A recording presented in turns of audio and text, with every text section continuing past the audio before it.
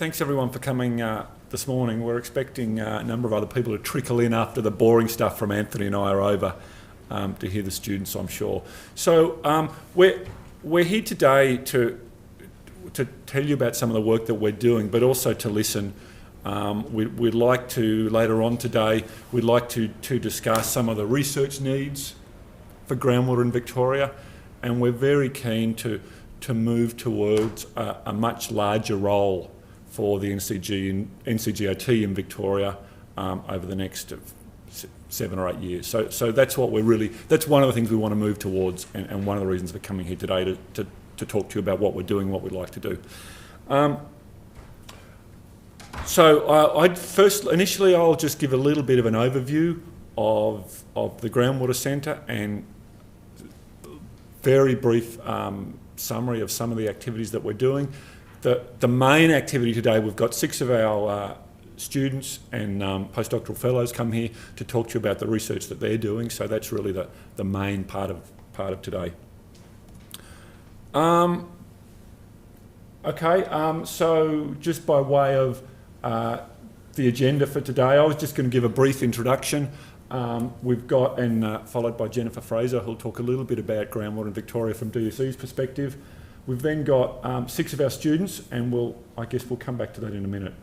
And then at the end of the day, we want to have a bit of a session looking in more detail about research needs in Victoria and how the NCGOT can perhaps be part of that and contribute to those satisfying those needs.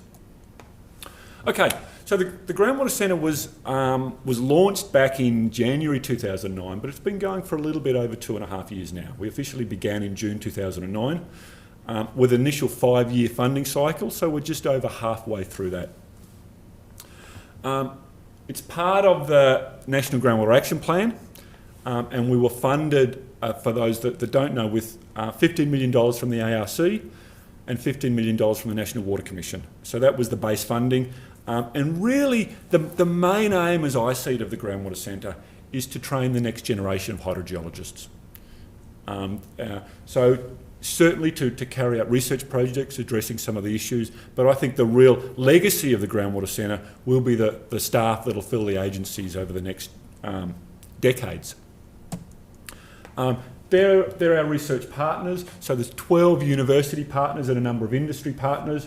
We've sort of highlighted in bold some of the partners that have a strong presence or are based in Victoria. Monash University, La Trobe University are partners in the centre, and also of course SKM have a very big presence here in Aquaterra Consulting. So it's a very diverse group of people with different skills in groundwater from around the country. Take you through briefly the research programs. The research programs were designed to be very broad and to cover most of the issues in groundwater. The only thing that was really excluded was sort of industrial contamination. That's not within our brief. It was considered that falls within the briefs of other CRCs. The first program is looking at innovative characterisation of aquifers and aquatards.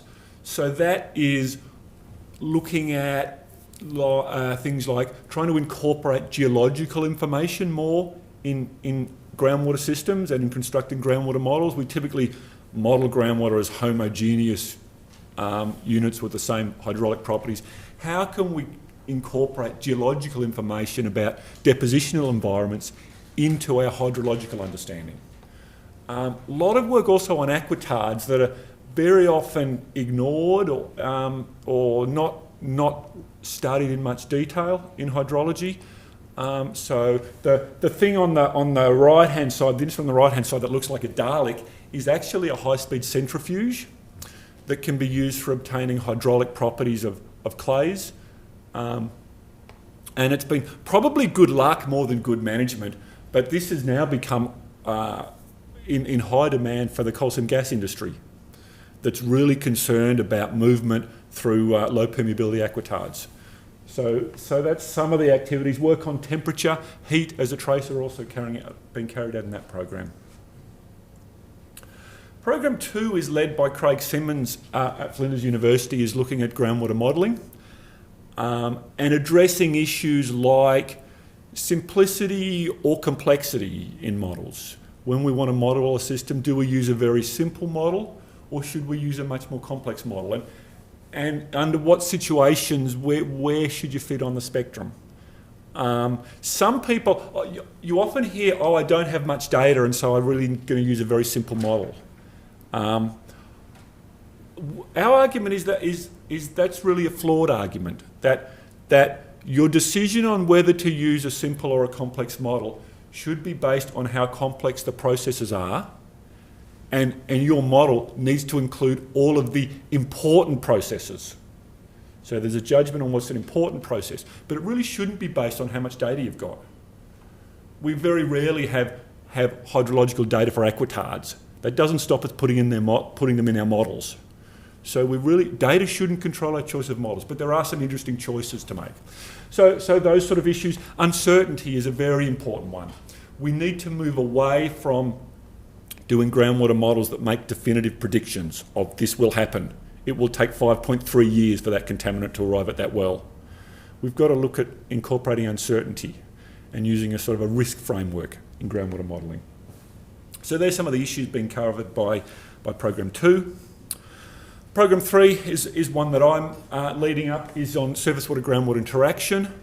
So looking at trying to quantify groundwater flows into rivers, river flows into groundwater, quantifying those fluxes.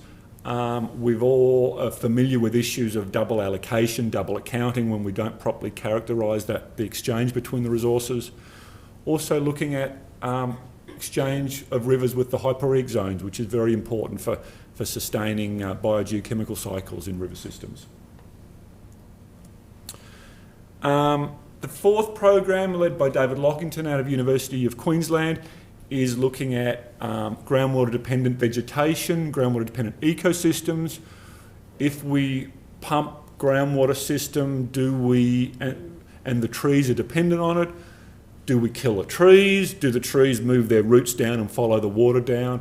How do trees respond to groundwater systems, to changes in groundwater systems? Also looking at issues of climate change. How will the vegetation change with changes in climate? How will that affect hydrological systems? So the groundwater vegetation atmosphere interaction is the focus of that program. The final program, the fifth program, is looking at a range of social and economic and legal issues associated with groundwater. So this is led by Tony Jakeman out of ANU, and he's got a very qualified team of lawyers and social scientists looking at things like attitudes to water use and people's attitudes to wastewater use, to managed aquifer recharge, a whole range of sort of social economic issues that are really very often the drivers for policy as much as technical considerations.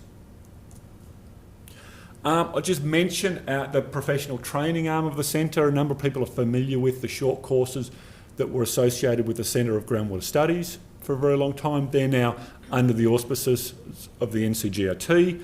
We're also developing groundwater field schools, a strong relationship with the National Groundwater Association in the US, which is probably the largest groundwater training provider in the world. So we've joined forces with them also to offer some additional courses. So that's an important part of what we want to continue to do.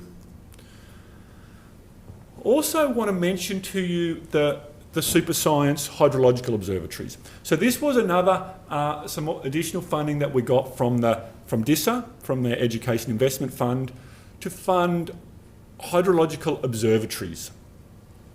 And I'll talk about what they are in a minute, but there's 6 of these observatories under construction in Australia at the moment. And they're listed there, including one in the Ovens catchment, which is just about to start being constructed.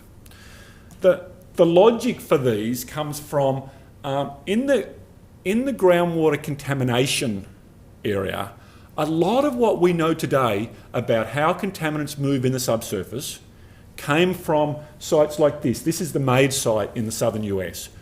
Highly instrumented field sites. All of those little white things are actually bores. They're not tombstones. So this is a very small area where hundreds of bores were installed, and each of these bores has ports that sample at different depths.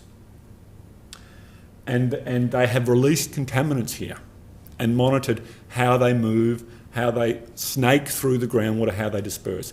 And as I said, an awful lot of what we know today about contaminants was derived from there's 3 or 4 of these sites in the United States. Now, we've never had an equivalent for sort of more regional hydrogeology. And the aim of the super science observatories is to set up some highly characterised regional groundwater systems. Not with that intensity of bores, no, because you can't do that over hundreds of square kilometres, but with a higher intensity of bores than we're used to getting. Very often in groundwater we will have one bore here and another bore 10 kilometres away over the hill, and you're sort of guessing what's happening in between. So we're trying to put in a higher intensity of data to learn about how groundwater moves better than we do today.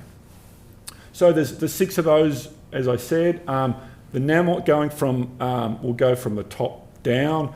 Namoy in New South Wales, Wellington in New South Wales. The Tea Tree Basin in Central Australia is our arid site. The next one is the Ovens in the middle top, the Ovens, Victoria. The Wollonga Basin in South Australia, and the Sand Island Complex, Bribie Island, North Stradbroke Island in South Queensland. So there are super science sites. And the intention is that these will be available, and we'll set up instrumentation for others to access, for them to be research hubs. Just mention our website very briefly. It's continually being constructed, but job opportunities and things like that are being put on the website. So we hope this is to become a one-stop shop for groundwater as it's developed. So news and events, job opportunities, publications, seminars. We're just starting to make sure we podcast seminars so they can be put on the web so that people that can't make them can still access them. So I'll just go back to today's proceedings and hand over to Jennifer.